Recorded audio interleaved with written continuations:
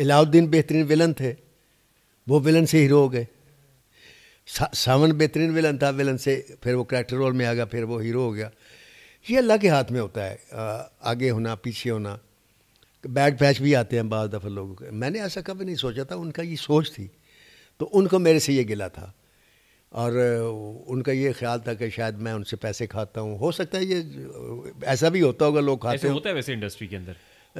میں دیکھا ہوتا ہوگا تو ان کے ذہن میں گیا ہوگا نا، کیونکہ میں تو پاکستان فلم انڈسٹری میں چھوڑ کر اللہ کی رحمت سے میں نے ایز اے ڈائریکٹر بھی فلم بنائی ہے، اور میں چیلنج کر رہا ہوں کہ کوئی آرٹسٹ، کوئی ٹیکنیشین، کوئی عورت، کوئی ہیروئن، کوئی بھی یہ ثابت کر دے، یہ اتنا بتا دے آ کر کہ میں نے ان کو بلیک میل کیا ہو یا ان سے کوئی فائدہ اٹھایا ہو، نعوذ باللہ ان کے ساتھ کوئی ناجائز بات کی ہو یا ناجائز مطالبہ کیا ہو، اور پیسے لینا تو بڑی دور کی بات ہے.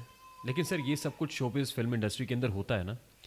ہوتا ہے، میں ہوتا ہوگا. ویسے میں سمجھتا ہوں کہ کوئی چیز ہوتی ہے تو لوگ کہتے ہیں، ورنہ نہیں ہوتا.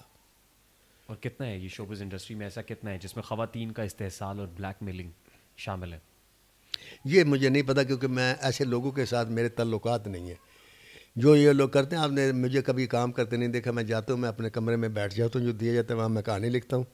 میرے پاس ڈائریکٹر ہوتا ہے یا پروڈیوسر آتا ہے یا اس کے اسسٹنٹ ہوتے ہیں، یہ میری ٹیم ہوتی ہے، وہاں میں ڈسکس